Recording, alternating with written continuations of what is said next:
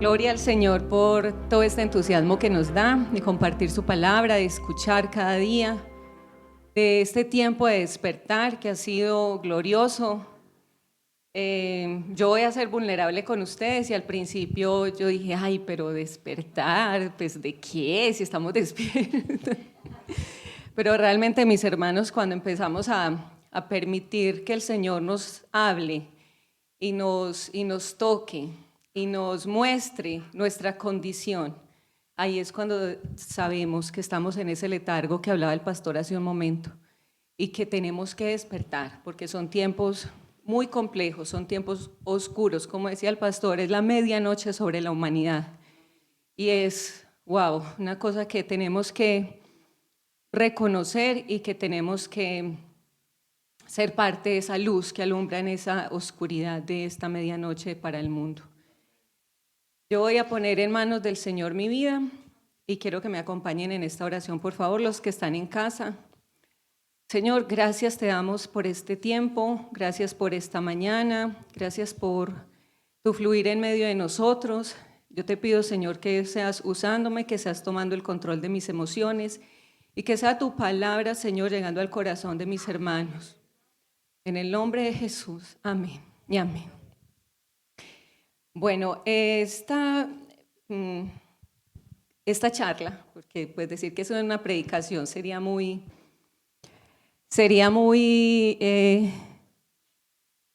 ostentoso de mi parte decir que es una predicación, es una charla a la que voy a compartir y quise nombrarla, que aún no he terminado de nombrarla. Dice, si buscas a Dios, corres el riesgo de encontrarlo. Y el final de ese nombre es, ¿y qué vas a hacer después de encontrarlo? Muy bien, entonces les quiero contar un poquito de mí. Yo, antes de conocer al Señor, estaba desesperada por conocerlo, estaba desesperada buscándolo. Ya había conocido la religión tradicional, había nacido en una cuna católica y había sido educada por monjas, en colegio de monjas, y conocía ya de pe a pa el ritual católico. Y me di cuenta que era una religión, entonces me divorcié. Dije, aquí no hay nada para mí, no encuentro nada, pues y ya, no. Eso fue más o menos a los 14 años. Seguía en mi corazón el amor por Jesús. Eso sí quedó sembrado en mi corazón. Y esa fue, digamos, la joya de ese tiempo, de haber estado expuesta al catolicismo, que me hablaron de Jesús y mi corazón pudo conocerlo y retener. Pero yo me fui a buscar por otros caminos, porque ya pues al ver que era una religión, entonces ya Jesús no era Dios para mí, era seguramente un buen maestro, seguramente un gran profeta y una persona importantísima en la historia de la humanidad, pero no era mi Salvador, no era alguien a seguir en su ejemplo de ética, de humanidad, pero no era todo lo que hoy es. Entonces sigo buscando y nos encuentra con este otro filósofo y el otro, y empiezo a estar metida en unas búsquedas en la naturaleza, porque la naturaleza y la creación de Dios siempre me ha fascinado, ha sido maravilloso. Desde niña poder ver a mi papá sembrar una matica y ver que en la tierra había vida porque había lombrices y cómo retoñaba una matica y iba saliendo la hojita y eso para mí era fascinante. Y ver una gatica que tuve, tener sus gaticos y todo eso enamoró mi corazón de la creación de Dios. Y entonces en esa búsqueda yo buscaba la creación y entonces amaba la naturaleza, pero empecé a enredarme con la creación, no con el creador. Y en esos caminos estaba muy confundida y ya tenía 20 años y mucho dolor en mi corazón, porque había tenido desde mi niñez conocimiento del dolor humano y soy de la generación que le tocó ver morir a sus vecinitos abaleados en la esquina. Soy de la generación que terminando el bachillerato, donde uno se supone que terminaba el bachillerato iba a hacer una vida de trabajo, de estudio, la desesperanza rondaba las calles de esta ciudad. Para febrero de 1991 era la cifra 1.200 muertos en 60 días en Medellín y Antioquia. Entonces eso era una herida grande en mi corazón, era un dolor profundo de humanidad. Entonces yo no creía en la gente, en el ser humano, ya no había esperanza en que hubiese algo bello, a pesar que sabía que había la posibilidad de amar, porque yo la tenía en mi corazón. Pero era tanta la maldad que había a mi alrededor y tanto el dolor que ya no había esperanza. Entonces estoy en este camino de confusión, porque realmente era un camino espiritual de confusión, pero estaba Jesús ahí, siempre. Y yo empiezo una búsqueda profunda, intensa, desesperada, como les decía ahorita, y empiezo a quererme encontrar con Él, o con el que fuera real. ¿Sí? Y buscando, encontré un poema de Santa Teresa de Jesús y lo memoricé, porque eso que ella escribió en ese poema yo lo quería en mi vida. Y ese poema dice: hirióme con una flecha enarbolada de amor, y mi alma quedó hecha una con su Creador. Ya no quiero otro amor, pues a mi Dios me he entregado, y mi amado es para mí, y yo soy para mi amado. Hermoso. Y yo decía, yo quiero encontrarme con ese amado, yo quiero saber que Él es real y que está por mí. Y seguí buscando desesperadamente, y me encuentro con alguien que vuelve y me habla de Jesús. Y yo le dije, no, pero es que ya esa historia me la sé.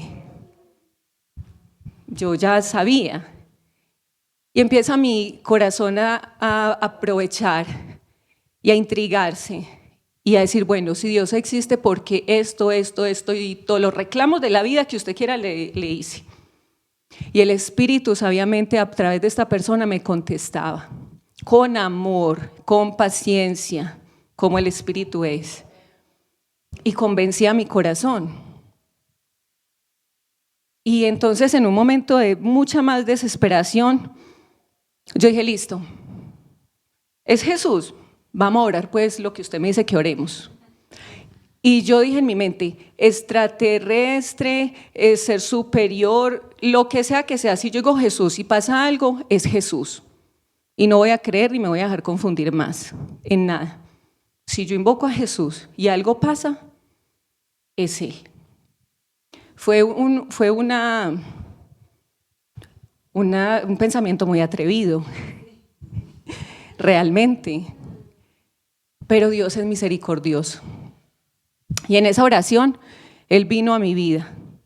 Y no solamente convenció mi mente, sino que convenció mi cuerpo. Yo tuve una experiencia sobrenatural en ese momento de conversión. Y fue una experiencia sobrenatural que fueron dos. Una, mientras oraba, mucho calor, y yo pues, mientras uno ora y llora, pues imagínate que se te sube la temperatura, ¿cierto? Y uno está en un estado diferente, pero era un calor muy distinto el que yo sentía que llegaba sobre mí y entró por mi espalda.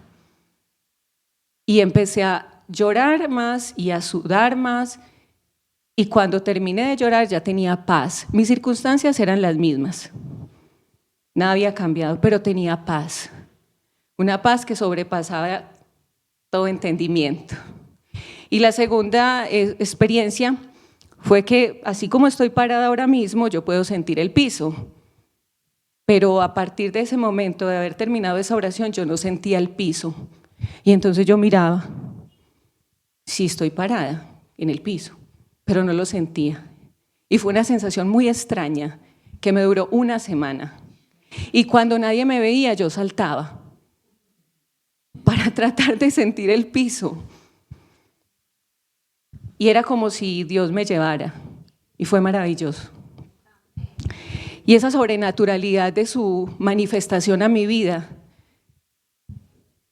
la he guardado en mi corazón siempre y cada vez que puedo lo cuento, porque Dios da a cada uno lo que necesita.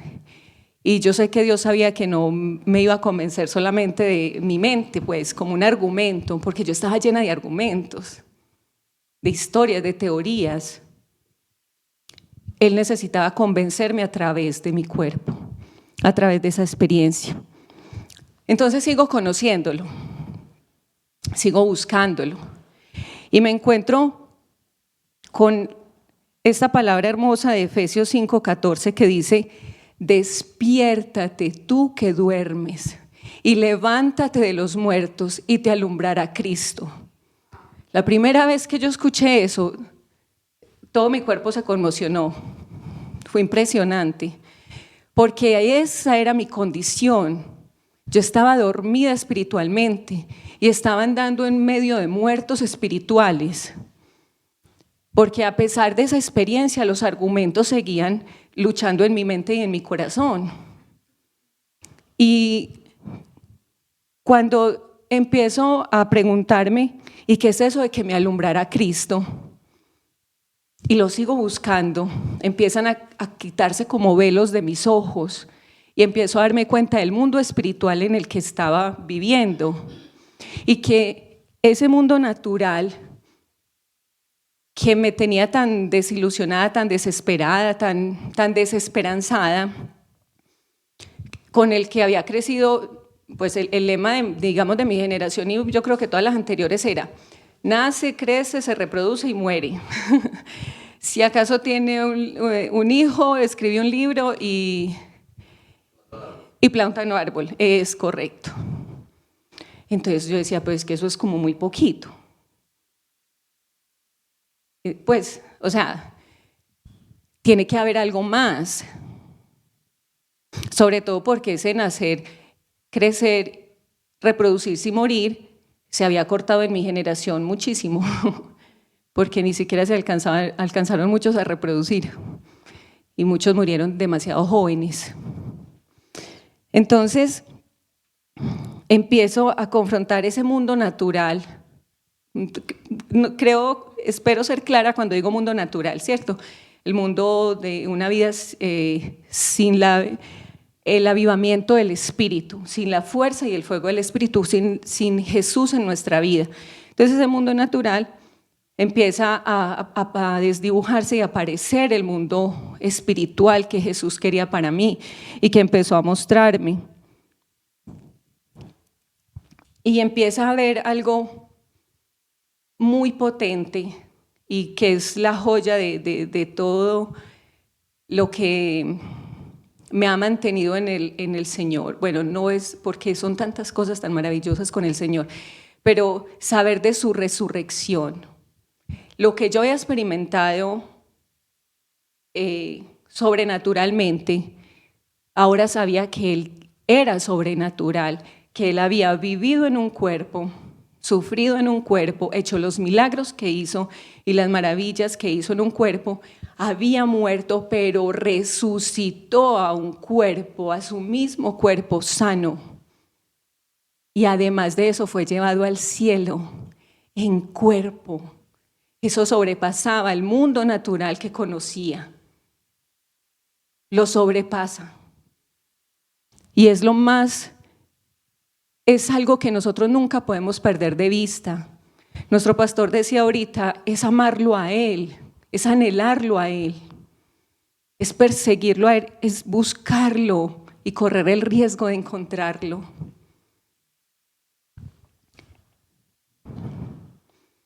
Entonces, cuando yo empiezo a ver ese mundo espiritual y me doy cuenta de todos los reclamos que hice, encuentro en Job, gracias Señor porque no fui la única, encuentro en Job todo ese montón de reclamos también, pero que él en el capítulo 42, en el versículo 5, le dice: de oídas te había oído, pero ahora puedo verte, ahora mis ojos te ven.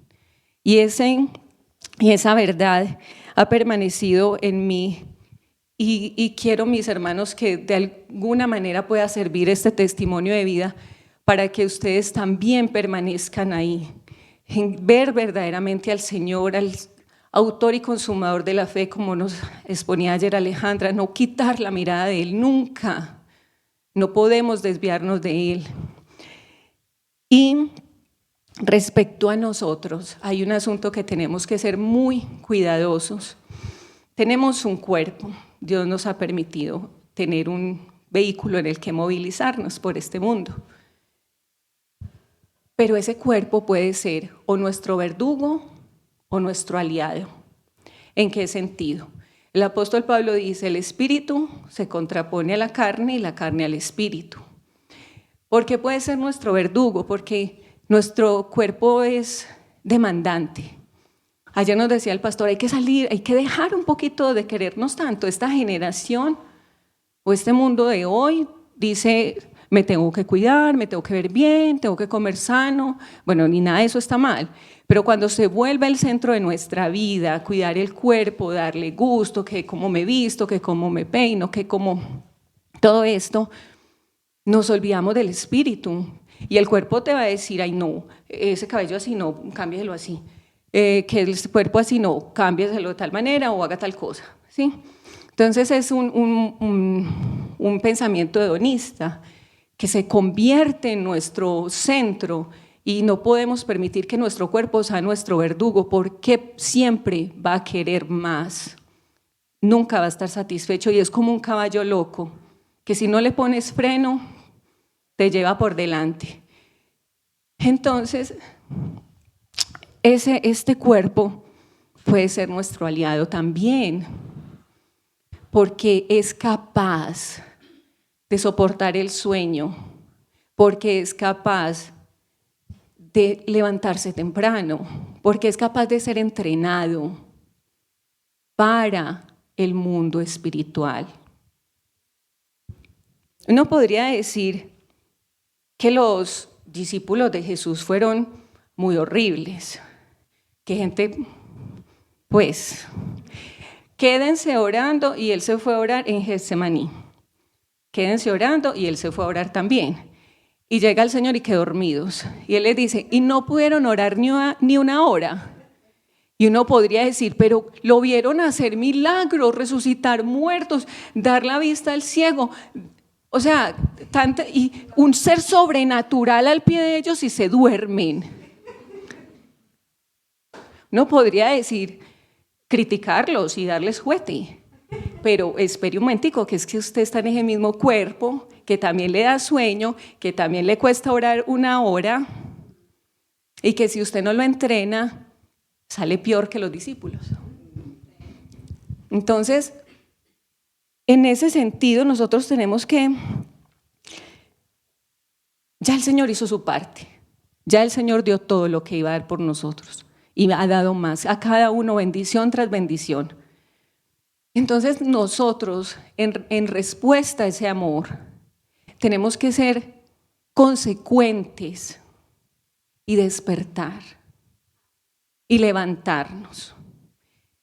Estamos en nuestra congregación caminando por un camino muy sano, muy sabio. Gloria a Dios por la palabra que le ha dado a nuestros pastores, por la visión que les ha dado. Y tenemos unas mañanas de oración. Llevamos 4 meses y los días que van de abril en estas jornadas.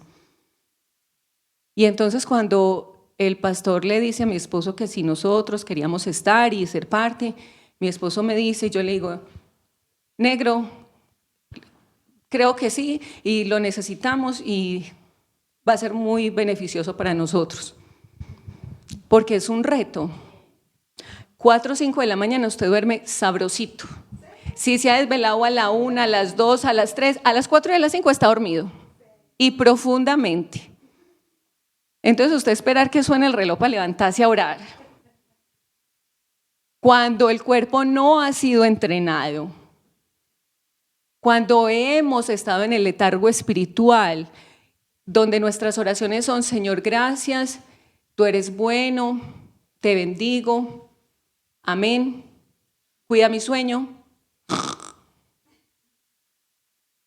Cuando nuestras oraciones han sido eso, tan superficial. Es difícil arrancar en una disciplina. Y entonces arrancaban las mañanas de oración. Nos repartíamos los motivos de oración, muy juiciosos. Y uno miraba el reloj, ya me va a tocar a mí. Y miraba el reloj mientras oraba. Y como que ya se le agotaba el discurso. Y miraba el reloj y llevaba 3 minutos. Tremendo. Pero es en la disciplina, es en la práctica, es doblegando, digámoslo así, el cuerpo, que podemos avivar el espíritu. Yo no le voy a decir a usted que se flagele, ni que haga como los monjes flagelantes y toda esta corriente que hubo en siglos pasados. No. Pero sí tenemos que domar el caballo, sí tenemos que tomar la rienda, porque si no, no vamos a poder, porque si no, como los discípulos de Jesús, vamos a estar ante un ser tan maravilloso, con la posibilidad de conocerlo más, pero dormidos. Entonces, ¿cómo pues? Ahora,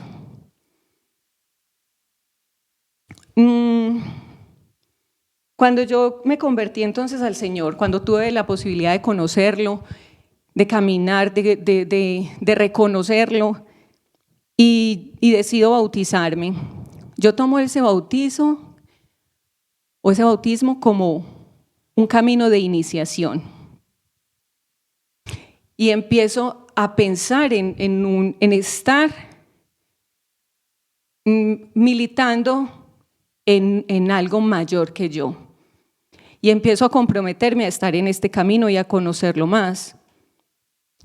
Y entonces hago todos los cambios que tengo que hacer, una nueva vida que me da pues esta conversión y empiezo a prepararme y a tener un entrenamiento. Pero como nos enseña ahorita el pastor, viene el letargo espiritual y uno puede perder el primer amor sin darse cuenta, mis queridos hermanos, y pensar que está amando al Señor, pero está amando su obra, está amando su iglesia, está viviendo una vida de persona bien portada, entre comillas. Y quiero hacerme entender cuando hablo de una vida de una persona bien portada. El Señor quiere que seamos personas bien portadas, que seamos santificados para Él, que nos apartemos del mundo y del pecado para vivir una vida con Él. Pero ser una persona bien portada, como fachada o como porque voy a la iglesia, escucho la palabra, diezmo, estoy ahí, no es lo que el Señor quiere. Él quiere más de nosotros. No es suficiente ser bien portados, necesitamos mucho más. Necesitamos seguirlo. Y una de las maneras de seguirlo y de conocerlo es la oración. Y yo quiero que usted vaya conmigo al libro de Santiago, capítulo 5, versículo 13 al 16. Por favor, si lo tienen ahí. Santiago 5, del 13 al 16. Y hay muchos pasajes de la Biblia que nos hablan acerca de la oración. Vamos a tomar algunos. Santiago 5, del 13 al 16 dice: ¿Está alguno entre vosotros afligido? Haga oración. ¿Está alguno alegre? Cante alabanzas. ¿Está alguno enfermo entre vosotros? Llame a los ancianos de la iglesia para que oren por él, ungiéndolo con aceite en el nombre del Señor. Y la oración de fe salvará al enfermo, y el Señor lo levantará. Y si ha cometido pecados, le serán perdonados. Confesaos vuestras ofensas unos a otros y oren unos por otros para que seáis sanados. La oración eficaz del justo puede mucho. Amén. Amén. Entonces, una de esas maneras de acercarnos al Señor, conocerlo y seguirlo es la oración, ¿sí? Hace un momento les hablaba del tiempo de intercesión y de oración que tenemos ahora aquí en nuestra iglesia, Las Buenas Nuevas, pero que tenemos que ser entrenados también y que tenemos que darle el lugar a que el Espíritu forme en nosotros esos hábitos y nosotros tener la valentía, como leía ahora el pastor, porque el Señor no nos ha dado espíritu de cobardía, no solamente para hablarle a otros, sino para enfrentarnos a nosotros mismos, porque somos nuestro principal obstáculo en muchas cosas. Tenemos muchos sueños, tenemos muchas ganas de hacer muchas cosas en nuestra vida para otros, para el Señor, pero somos nosotros mismos quienes nos oponemos y quienes, como les decía al principio, siendo vulnerable con ustedes, cuando se planteó este tiempo de despertar, y entonces sí, mi reacción fue despertar. ¿Acaso estoy dormida? Y por supuesto que sí, he estado en un letargo, pero gloria a Dios estamos aquí, de pie. En Filipenses 4:6 dice: por nada estéis angustiados, sino sean conocidas vuestras peticiones delante de Dios en toda oración y ruego, con acción de gracias.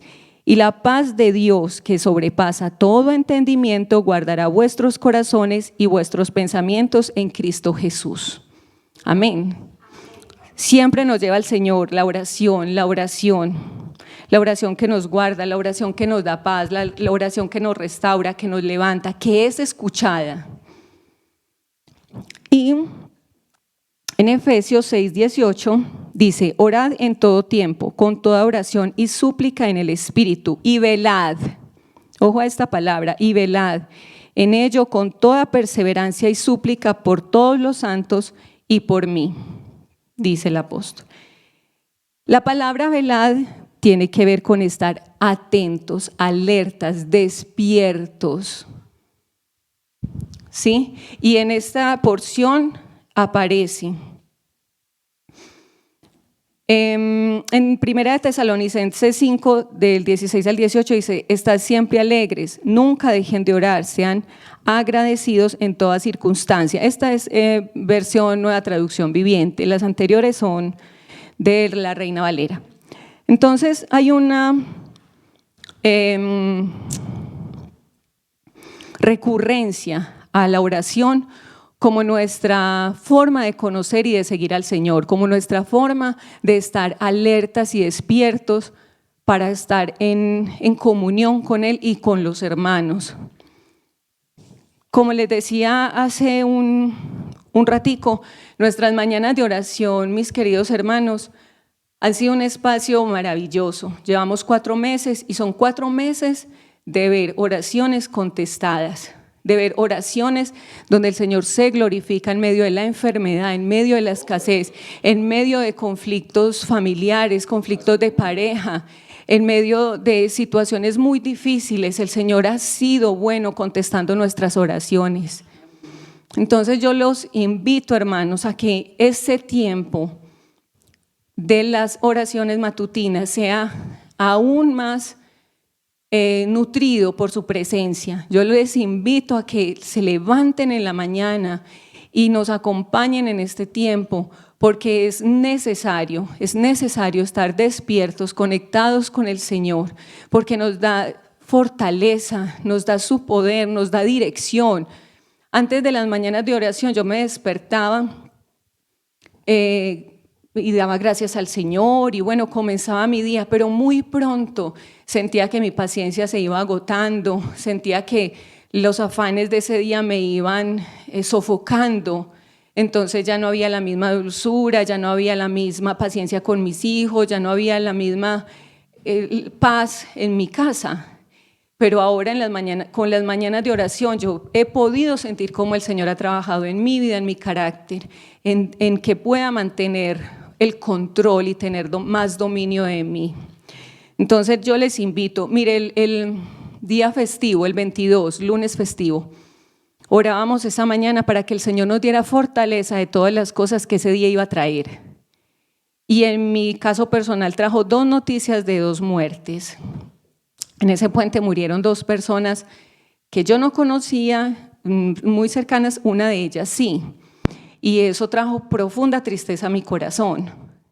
Pero como ya había estado mi corazón preparado en esa petición de que el Señor me diera fortaleza, fue un poquito más llevadero, porque de verdad fue una noticia muy triste. Entonces, es en esos tiempos de oración, de búsqueda en la mañana, antes de que salga el sol, antes de que los pájaros comiencen a cantar, como dice alguna canción, es con Él que nos debemos conectar, es con Él a quien debemos buscar. Bueno, y hay algo muy importante, y es que la oración está ligada a la fe, ¿cierto? Ahorita hablaba el pastor de la fe y esto es una pareja que no está separada. La fe y la oración son vitales para tener comunión con el Señor y conocerlo. Porque si yo oro sin fe, entonces, ¿qué estoy haciendo? O sea, son vanas palabrerías. Es vanidad del corazón, levantar una oración al Señor sin fe. Tenemos que tener fe en nuestro corazón para poder buscarlo y hallarlo. En algún momento de nuestra vida estábamos en otra iglesia más grande y había un evento de misiones. Y Simón y yo éramos quienes abríamos el evento con una representación teatral que estaba pues acompañada de algunas proyecciones de video, pero éramos los actores principales. La historia contaba de una mujer que, cansada de su vida cotidiana, siente la necesidad de ir a las misiones y tiene una visión de un niño en otro país que busca y que necesita a alguien. Ese niño era Simón y yo era la mujer aquella. Llevábamos como 3-4 semanas ensayando el tema y Pablo se enfermó el jueves en la tarde. Lo trasladaron en ambulancia porque parecía que tenía apendicitis, tenía 5 años. Entonces parecía que el niño iba a tener que ser intervenido. Entonces era una situación bastante compleja porque el evento era el domingo y eso ocurrió el jueves en la tarde, en la noche. Entonces se le trasladó en ambulancia, el niño con muchísima fiebre, con muchísimo dolor, un niño pequeño de 5 años. Y entonces teníamos 2 caminos. O nos quedábamos todo el tiempo con Pablo en el hospital y esto que le hicieron de todos los exámenes, ecografías, radiografías, sangre, todos los exámenes, todos, estuvo en una unidad pediátrica, pero no mejoraba. La cirugía todavía era una posibilidad y yo tenía 2 opciones: me quedaba con él todo el tiempo y renunciaba a lo que ya veníamos haciendo para este evento de misiones, o confiaba en el Señor. Ya estaba en el hospital, rodeado de enfermeras, de médicos, con quien le hiciera los exámenes. Mi mamá estaba también al pendiente y entonces ¿yo qué más iba a hacer? Yo tenía que seguir adelante y no fue fácil porque la mente humana y más la de las mujeres, uno dice, ay, ahora estoy yo allá en ese evento y se muere el niño. Es así, y bueno, y yo soy muy dramática.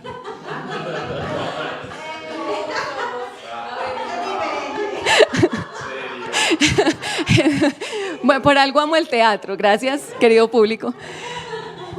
No, y uno empieza a tener pensamientos catastróficos acerca de lo que puede pasar. Pero éramos Simón y yo, o sea, si decíamos no porque mi niño está hospitalizado, ese evento yo no sé qué iba a pasar ahí, porque éramos él y yo quienes abríamos el evento y pues si no estábamos, pues yo no sé qué pasaba, pero era un trabajo que se perdía y era la posibilidad de confiar, de entregarse, de rendirse al Señor y decirle, tú tienes el control. Ni enfermera, ni médico soy, aunque algunas de pronto lo represente teatralmente, pero no podía hacer más nada. Yo era solamente una mujer que tengo un Dios grande y poderoso. Entonces el niño siguió con fiebre, enfermo, iba a los ensayos, iba al hospital y lo veía, volvía al ensayo y estaba bastante distante un lugar del otro.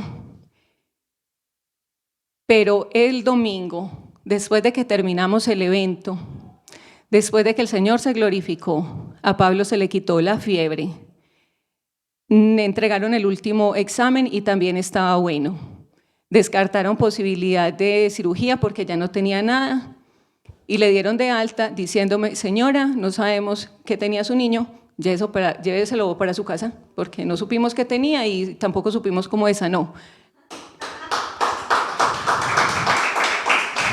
Gloria a Dios, gloria a Dios.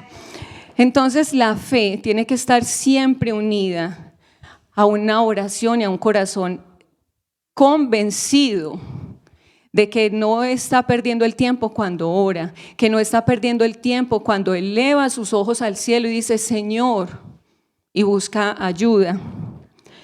Son tiempos de mucha oscuridad, mis hermanos. Son tiempos muy peligrosos, donde, como decíamos hace un ratico, el primer amor se puede enfriar sin darnos cuenta. Podemos perder la vista de nuestro Señor sin darnos cuenta y poner nuestros ojos en cualquier otra cosa, distraernos. De hecho, estamos rodeados de un mundo que ha construido distracciones de todo tipo. De todo tipo. Usted puede perder su tiempo en lo que sea. Usted nada más coge el celular para ver la hora, le entró un mensajito de WhatsApp, lo revisó y después vio otro y vio otro y vio otro y ese lo llevó a Facebook y ese otro lo llevó a YouTube y ese otro lo hizo perder 1 hora, 2 horas. Y cuando uno se da cuenta dice: ¿qué pasó conmigo? ¿Dónde estaba? Y nos pasa con demasiadísima frecuencia. Entonces tenemos que estar atentos y despiertos. Para mí ha sido palabra rema, mis hermanos. Despiértate tú que duermes y levántate de los muertos y te alumbrará Cristo. Y su poder y su resurrección, que no estamos hablando de teorías, es algo real que pasó, partió la historia de la humanidad. Nadie puede refutar ese hecho. Pueden no creer en él, pueden querer que lo neguemos, pero nadie puede quitar la verdad que resucitó y que en un cuerpo como este fue llevado al cielo. Entonces, mis hermanos, la invitación es a que busques al Señor y corras el riesgo de encontrarlo y tomes decisiones serias al encontrártelo, porque no podemos seguir más durmiendo.